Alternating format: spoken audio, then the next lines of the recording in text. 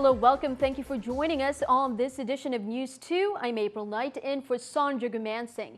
Topping our newscast, it went late into the night, but the 31st legislature emerged with a vote for ratification of the operating agreement between the VI government and the proposed buyer of Havenza, ArcLight and Limetree Bay terminals. News 2's Monica Jonigan has more on that vote.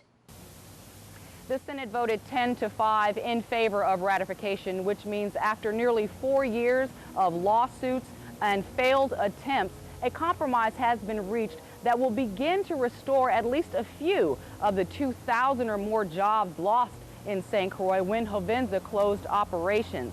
Those senators who voted against the deal include Senators Jackson, Harrigan, Nelson, and Millen Young. The approved operation agreement has also cleared the way for the Virgin Islands government to receive a $220 million payout at the close of a $370 million deal. During the debate, Senator Tregenza Roach expressed concerns over what St. Croix is giving up in the deal, but Senator Sanis expressed concerns that would ultimately influence the final vote. St. Croix is on life support. We need to jumpstart it.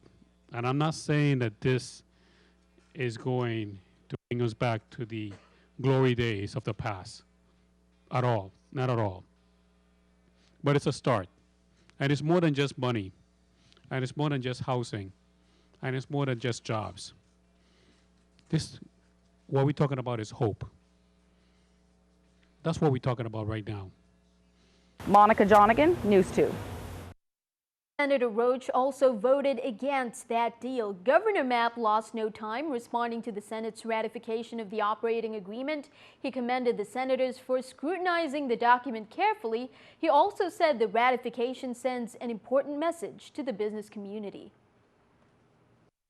One thing that we can demonstrate to the business community outside of the Virgin Islands, the territory is open for business, and we have an ability to sit at a table and to negotiate terms and conditions and to go to our partners in the legislature and provide that agreement to them and to give them the opportunity to vet it, to ask whatever questions they feel that are appropriate, and to be able to make a timely decision.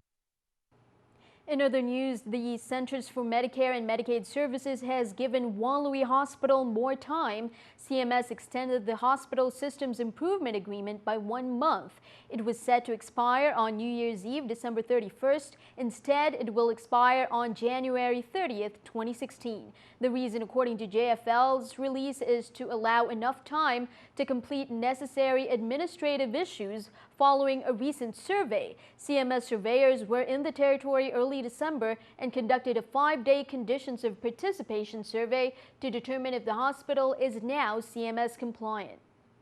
In police reports, an arrest warrant was executed on Tuesday, December 29th for Joyce Harrell, 62, of Estate Monbijou, on the charge of driving under the influence. The warrant was issued in connection with an incident that transpired on August 30th, 2015 at Estate St. John, where Harrell was caught driving recklessly with a blood alcohol level of 0.137. Bail for Harrell was set at $1,000, and unable to post bail, she was remanded to the Bureau of Corrections pending her advice of rights hearing. The police are also investigating an incident of first-degree assault and child abuse. 911 received a call from Schneider Hospital on Monday, December 28th, of an abused infant having been brought in for treatment. The infant child had sustained a bruise to the left side of the forehead, coupled with swelling to the back of its head and brain. After having received treatment at the emergency room, the child was flown off island. Police urge residents to call Crime Stoppers or 911 if you have any information. As holiday and cruise and carnival festivities reach their peak, the VIPD also urges residents to exercise caution at all times to keep the festivities festive and peaceful. According to the VIPD, they'll ramp up their presence, but the community also has a role to play.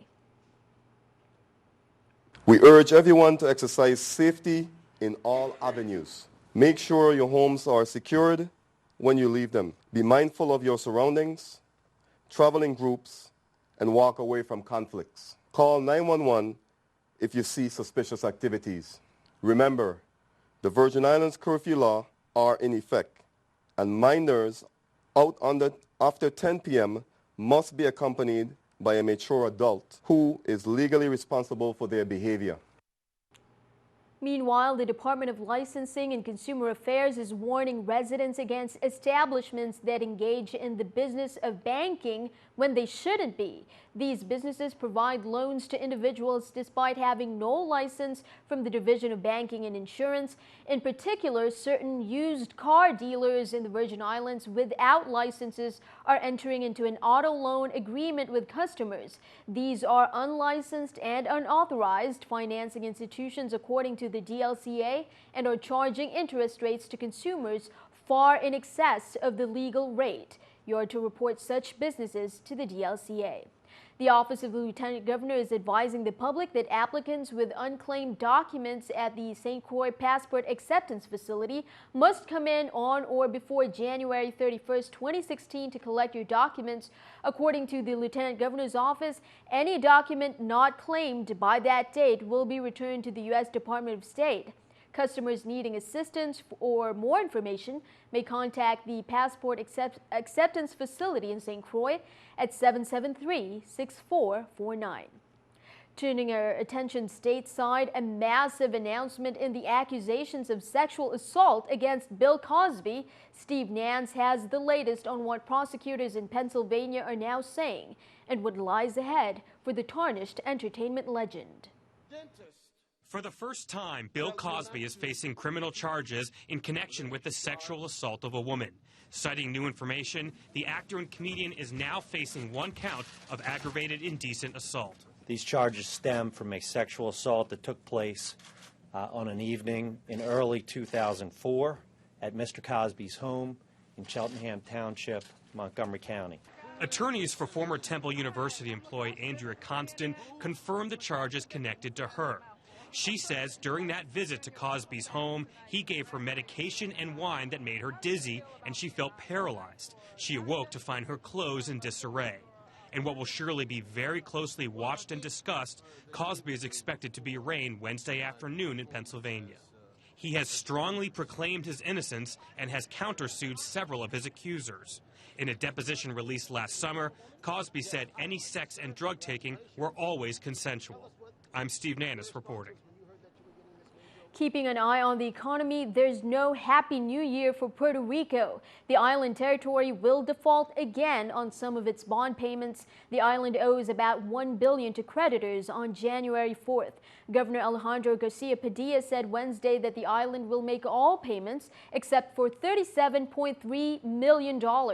Governor Padilla has called it a death spiral for the island. The economy is in recession and people are migrating to the mainland U.S. at a rate not seen since the 1950s West Side Story era. Here's a look at our New York Stock Exchange with our stock market watch. As you can see, everything down, the Dow 117, NASDAQ 42, S&P 15. Coming up on News 2, hundreds took to the streets for St. Croix Juve and the Food, Arts and Crafts Fair. We'll have highlights. We'll be right back.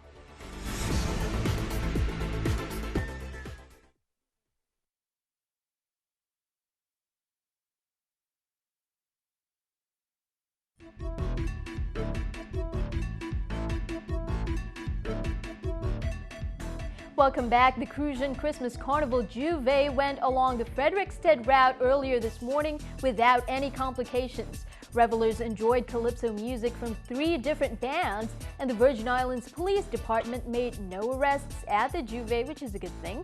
The Food, Arts and Crafts Fair was enjoyed by many. Large crowds came out and patronized the food and crafts vendors. Here's more from Stephanie Brown. Juve is a long-time tradition in the West Indies, and the Virgin Islands has always made it a highlight at each carnival. The Crucian Christmas Juve took place earlier this morning, and residents and guests all enjoyed the street party. Police presence was very apparent as participants and spectators made their way down the Frederiksted route. Juve participants expressed their joy as we bring in a new year in the territory. Everyone's main concern on this year's Crucian Christmas Carnival seemed to be about security and enjoyment for all. We're here at the St. Croix Crucian Christmas Carnival Juve, and so far the Juve has gone without any incidents reported by the police department. There are 3 bands that are playing, and we're enjoying ourselves here on the island of St. Croix for this year's Juve. Later on in the day in Frederiksted Town, the Crucian Christmas Carnival food, art, and crafts fair drew a large crowd. Traditional foods such as potfish, rice, macaroni, stuffings, fish soup, as well as preservatives and tarts were all on sale. Food, Arts, and Crafts Chairman Bradley Christian spoke about this year's event. I'm the chairperson for the festival Food, Arts, and Craft Fair.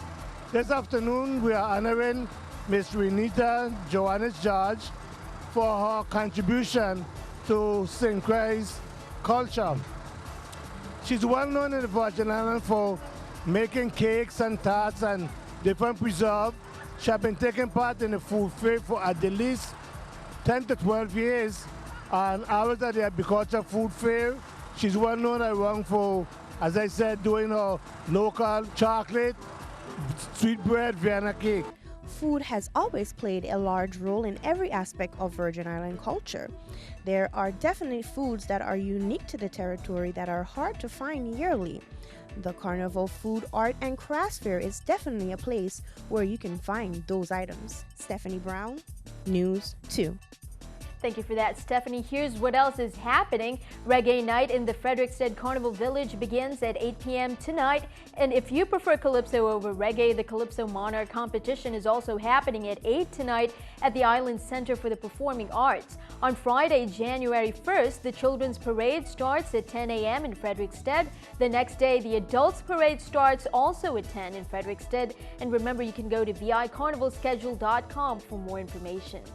As for bands in the village, Wednesday it's Tia, Cruise Rock, Batch, Desiree, Ghost, Junior Reed, and Queen Ifrica from Jamaica. On Thursday it's Mind, Body, and Soul Band, Sisa, Rancho, Big Shaw, Kilo, and the Styly Band, and a special guest artist from the mainland. On Friday it's Cooley Band, Spectrum Band, and Pumpa and the Unit. On Saturday, Girl Power takes to the stage along with VI Soca diva Elizabeth Watley and premier soca artist Nadia Baxton. Sunday is Latin Night, and you'll have Liquid Sounds Band, Tommy Olivencia, and Fuera de Liga. St. Croix government offices were closed today per Governor Mapp's granting of admin leave to St. Croix government employees. New Year's Eve is a half day for government offices. All government offices on both districts will be closed on the 6th as well for Three Kings Day.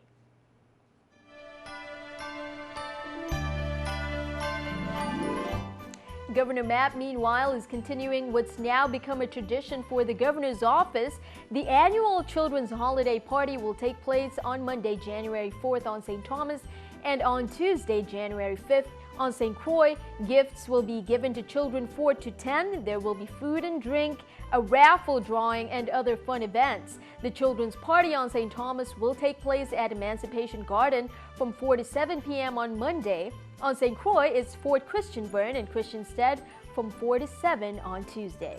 And remember, tonight is our last newscast for the year. No newscast on New Year's Eve, Thursday, December 31st rather, and on New Year's Day, January 1st. But watch out for TV2's live coverage of the parades. If you can't make it out on Friday for the children's parade, we can help keep you up with the action live right here on TV2.